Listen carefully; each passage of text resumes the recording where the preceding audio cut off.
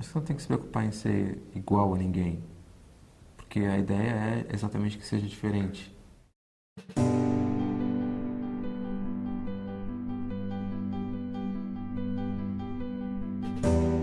Todo mundo olha para o sexo oposto de uma forma diferente e de repente você se pega estranhando porque você olha para o sexo oposto e continua tudo igual e de repente você olha para o mesmo sexo e alguma coisa você sente que está diferente. É uma coisa muito difícil de entender.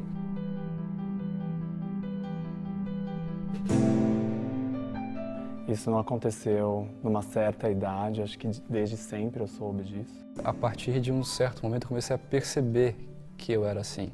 As lembranças que eu tenho de infância já começam com essa sensação. Mesmo antes de pintar qualquer tipo de atração sexual, eu já sentia que eu era diferente, eu já não entrava em brincadeira de luta, não jogava futebol, não era um menino dentro dos padrões. Então, assim, não jogava bola, mas jogava basquete. Então, o esporte era uma coisa resolvida. Então, acabava não transparecendo nada e nem para mim, principalmente. Eu brincava de boneca, tudo conforme tem que ser, mas as minhas Barbies ficavam uma com a outra e eu não gostava de brincar com o Ken, é verdade. Os homens sempre me chamaram a atenção desde pequeno, tipo Rock Balboa. O filme do Rock Balboa era uma coisa que sempre me fascinava, então brincava de boneca. Eu tinha atração por personagens de história em quadrinhos, por super-heróis, por heróis de televisão, esse tipo de personagem, mas eu não sabia exatamente o que era isso. A princípio eu sempre brinquei de boneca, sempre tive amiguinhas. Nunca me excluí assim por isso, né? Por me sentir diferente nesse quesito. Eu nunca tive problema em lidar com isso. Era uma sensação de estranheza, mas que não me causava um mal-estar. Desde que eu me conheço por gente, assim, eu sempre fui uma criança gay clichê, assim, né? Eu lembro, como criança, eu já pensava num modo assim, por que eu não poderia viver como mulher? Mesmo tendo nascido, digamos, menino. A minha percepção ela foi acontecendo quando eu comecei a observar o homem, quando eu sentia um pouco da sensualidade masculina.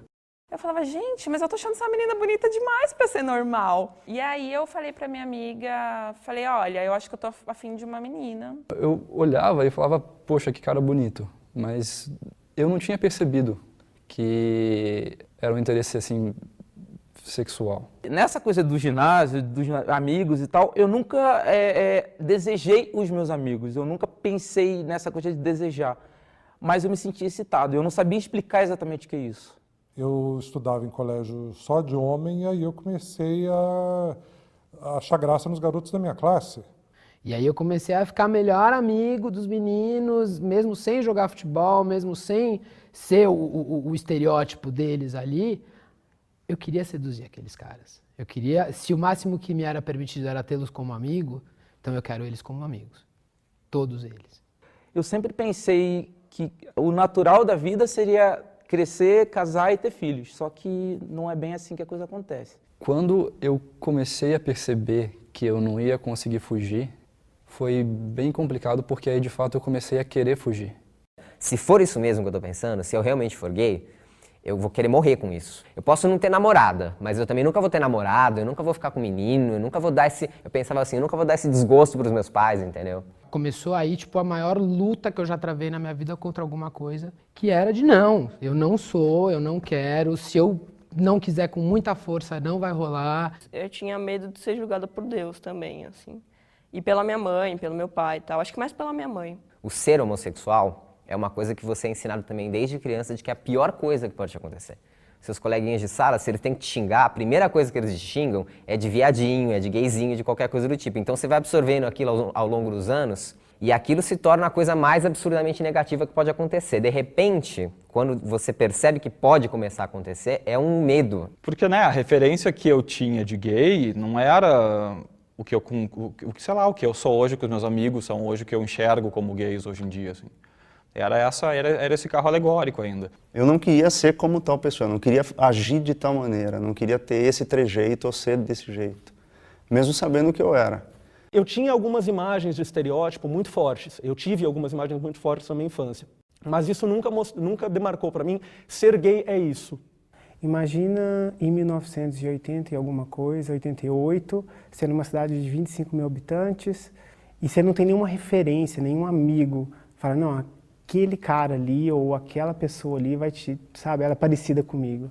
Essa falta de modelo, de referência acaba deixando a gente descrente. Eu custei a acreditar muito tempo. Os estereótipos existem, claro, mas as pessoas são completamente diferentes. Eu tinha medo de me aproximar de alguma dessas pessoas. Eu odiava a Cássia Eller, porque ela, de certa forma, me lembrava as coisas que eu imaginava, entendeu? Então, tipo, era duro pra mim, entendeu?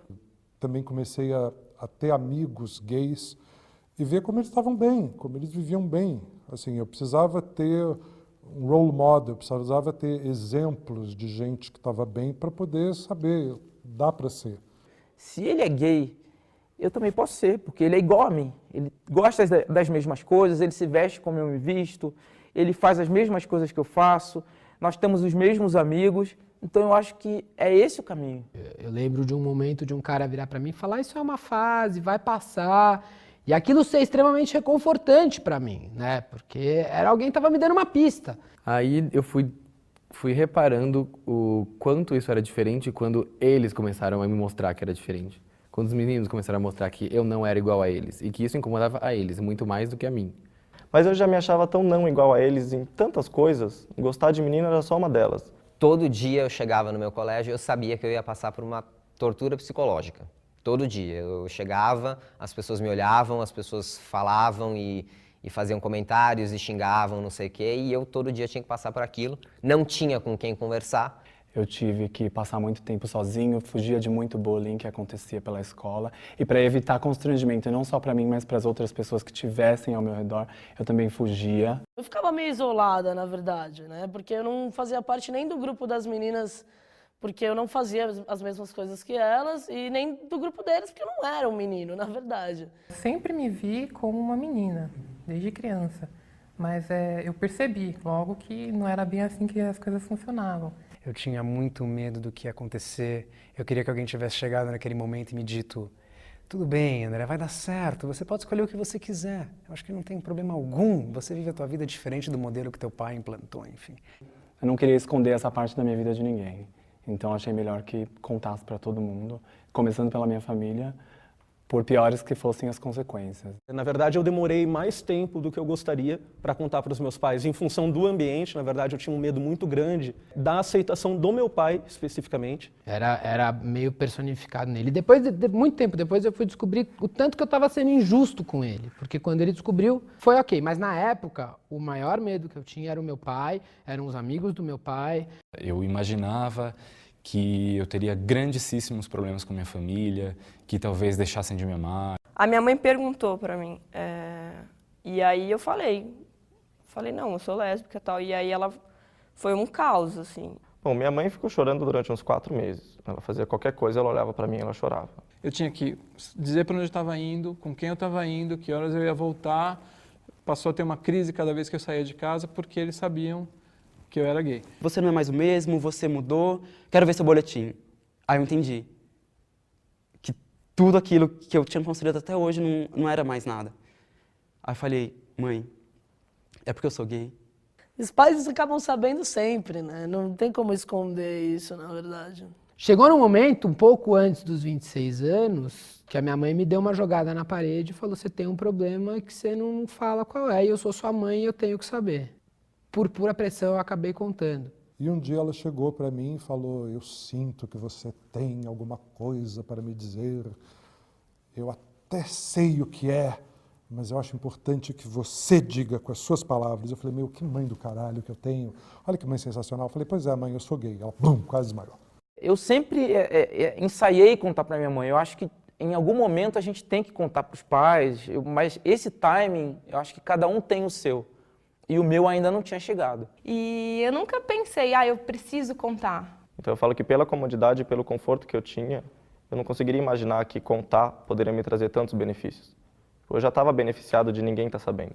E eu comecei a namorar, e namorei 1 ano com uma mulher, morei com ela, sei lá, 3, 4 meses, até que eu falei, olha mãe, tentei pela última vez, não é isso, eu vou viver minha vida do jeito que eu quero viver. O dia que eu falei para minha avó, que foi a primeira pessoa para quem eu contei, da minha família, que eu era gay e que eu já vivia com Elias, o maior medo dela era que eu fosse agredido na rua, que as pessoas me maltratassem de alguma maneira. Na verdade, eu nunca escondi da minha família. Eu penso que a partir do momento que eu escondo, eu também ajudo a criar o preconceito, porque eu trato como se não fosse normal o que eu estou passando. Eu falei pra ela um dia, né? Mãe, eu sou mulher. Ela perguntou se eu ia me prostituir, se eu ia fazer o que as travestis fazem. Até então eu não conseguia ter uma base para explicar para minha mãe a diferença, né? Que eu não era bem uma travesti, eu era uma transexual. Porque eu mesma não entendia. Então ela achou que de repente esse mundo tão diferente para eles fosse trazer esse tipo de coisa para mim. Drogas e baladas de noite, noite sem dormir, enfim. Eles acharam que de alguma forma fosse desandar na vida. Quando a minha mãe descobriu, quando o meu namorado ligou para minha mãe, ela me ligou e falou o seguinte: olha, eu já sabia, porque mãe não se engana. Conversei com seu pai, o seu pai disse que também já sabia, e ele disse o seguinte, que nada vai mudar, que a relação que a gente tem com você não vai mudar. E acho que é bem mãe, na verdade, assim, ela disse, a única quando eu falei, a resposta dela foi assim, minha única preocupação é sempre a educação, o trabalho, seja um homem honesto, se tu vai casar com um homem, com uma mulher daqui pra frente, é tu que decide, assim, tu que administra isso na tua vida. Continuo sendo a filha deles, continuo sendo uma pessoa que eles amam de paixão, que eles têm orgulho, que isso e aquilo outro, mas sou lésbica, só isso. Meu pai teve a melhor atitude que eu já recebi em toda a minha vida. Ele falou que me amava, que não precisava de nada disso. E até hoje ele não mudou nada, ele tem sido uma pessoa incrível. Eu acho que a partir do momento em que eu me entendi e que eu falei para as pessoas que estavam à minha volta, foi como se eu tirasse um peso das minhas costas. Eu já meio que vivia nessas sombras, tentando apaziguar a história da expectativa social e saindo com meninas. Eu falei, não quero mais isso. Agora eu realmente descobri. Antes eu podia me esconder atrás da dúvida que eu tinha. Agora, ao momento que eu falei, não tenho mais dúvida, eu preciso contar para todo mundo e tirar isso. Falei, vou parar com isso, né? Eu sou viado, sou gay, não sou bissexual, legal, mulher, gosto, não estou fechado a uma mulher, mas prefiro homem. Quando eu finalmente resolvi encarar isso, quando eu comecei a me relacionar, comecei a me assumir e contei pra minha mãe, depois de um tempo ela foi percebendo que finalmente eu estava sendo feliz do jeito que eu deveria ter sido aquele tempo todo na escola, entendeu? Que eu finalmente estava começando a encarar as coisas de frente. Se alguém falar, como chama a sua namorada, eu vou falar Gabriel. Relacionamentos é uma coisa que a gente vai construindo e vai entendendo, porque assim, sou gay, minha família sabe, meus amigos sabem, mas tipo, que raio é viver com outro homem dentro de casa, assim. Eu tenho um relacionamento há 11 anos, completando 12 anos de setembro agora, de 2011. Todos os nossos amigos, nossos clientes e familiares sabem a respeito do relacionamento. A minha vida é completamente normal, eu trabalho, ele trabalha, as pessoas que nos conhecem, o zelador do prédio, todo mundo conhece a gente, é uma vida normal, como um casal hétero. Não tem grandes alterações. Vai fazer 5 anos em fevereiro que nós estamos juntos. A gente tem uma parceria, uma cumplicidade, um compra a ideia do outro. Mas eu acho que a gente é bem padrão. A gente está sempre juntos, somos um casal moderno, mas nada de diferente. Inclusive, até eu me espanto, né? Eu sempre tinha um pouco de medo que esse relacionamento eu nunca teria, e ele existe. Agora, de resto, não acho que a gente tenha uma sensibilidade mais refinada, acho tudo bobagem, acho que é tudo igual, somos todos iguais. Eu acho que a gente carrega um pouquinho mais de peso por essa parte de ser gay. Não pode ter a culpa e o peso de que eu sou gay e que isso vai ser um problema. Não enfrenta como problema, sabe? Enfrenta mesmo como uma...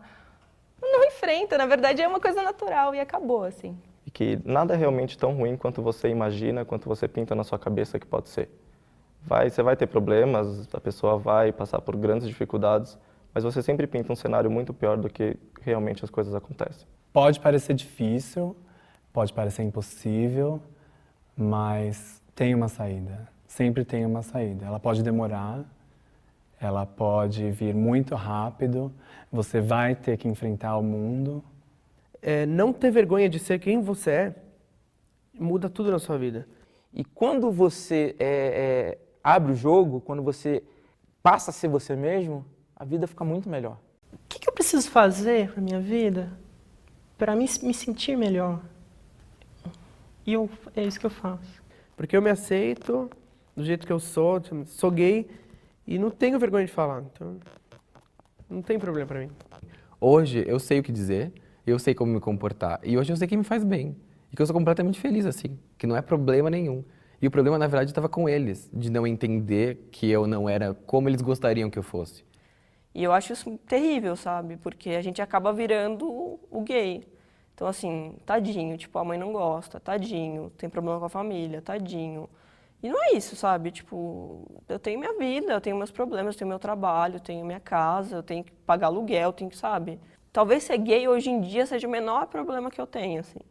E aí é engraçado, porque depois que você se assume para você mesmo, tudo fica mais fácil. Você se assume para qualquer um. Você se assume no trabalho, na escola, na família. Se alguém não gostar, problema dele, porque o mais importante você já fez.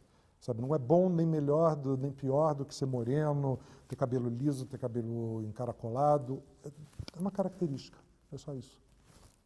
Depois de você passar por esse período de dificuldade, de não saber o que fazer, é olhar para trás e ver que valeu a pena. Eu não sabia aonde eu não conseguia atingir tal felicidade, assim. E aí eu descobri quando eu comecei a ficar com mulheres. As coisas sendo mais difundidas e mais claras e tendo exemplos positivos, quem discrimina ou quem tem algum preconceito, começa a olhar de outra maneira. Saiba quem são as pessoas que estão do seu lado, não subestime o amor das pessoas por você, sabe? Se você hoje é incapaz de se amar, olha em volta e vê tanta gente que te ama e que quer que você seja feliz. Eu escolhi uma maneira de viver que não incomoda a ninguém. Se as pessoas olham pra mim e se incomodam com o jeito que eu andando na rua de mão dada, ou porque se eu tenho um trejeito afeminado ou não, eu gostaria que elas viessem me falar, porque eu adoraria bater um papo a respeito do que eu acho que é uma boa vida. A gente deve se preocupar muito mais em fazer o bem para a humanidade e estar feliz e ajudar o próximo do que tentar fazer um esforço de coesão para que todo mundo siga preceitos religiosos ou sociais ou alguma coisa estabelecida. Acho que